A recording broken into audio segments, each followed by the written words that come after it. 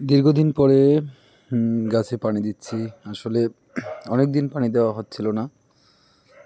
তো গাছে ফুল চলে এসেছিল। আমার সাথে হেল্প করলো রাজু এবং রিফাত। ওরা বলল, স্যার আজকে গাছে পানি দিন।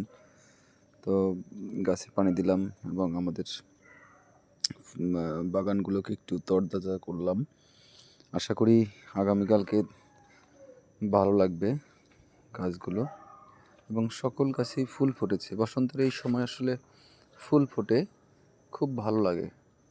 সামনের অংশটি এখান থেকে পানি দিচ্ছি। আমি ভালো ভালো লাগছিল পানি দেওয়ার ক্ষেত্রে, এবং ওরা যখন হেল্প করছিল তখন ভালোই লাগছিল এবং আনন্দ করলাম আমরা। নামাজের পরে আমরা গাছে পানি দিয়েছি এবং এখানে খুবই ভালো লাগছে। এই অংশটুকু একদম টোটালি ভরে গিয়েছে, খুবই ভালো লাগছে। সন্ধ্যা মালতী সকালে ফোটে এবং রাতে ফোটে,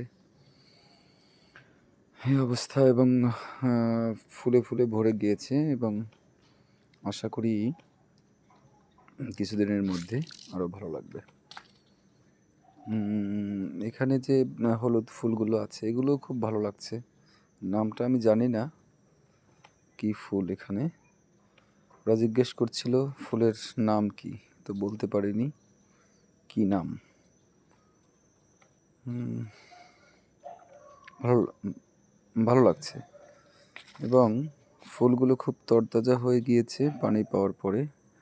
আশা করি আগামীকালকে যখন সূর্য উঠবে তখন আরও দেখতে চমৎকার লাগবে ফুলগুলো। সকল ফুল খুবই ভালো লেগেছে।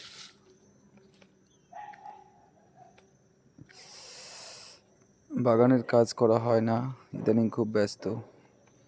স্পোকেন ইংলিশ নিয়ে খুব ব্যস্ত আছি। যাই হোক, এখানে খুবই সুন্দর লাগছে। এই ফুলটার কি নাম আমি বলতে পারছি না। অনেক দিন পরে গাছে পানি দিচ্ছি, মনটা ভরে যাচ্ছে। পানি দেওয়া হয় না আসলে, যদিও এখন এই সময় পানি দেওয়াটা ঠিক না, কিন্তু দেখলাম যে গাছগুলোতে কিছু আম গাছে মুকুল এসেছে, মালবেরিতেও ফুল ধরেছে, ফল ধরছে। তো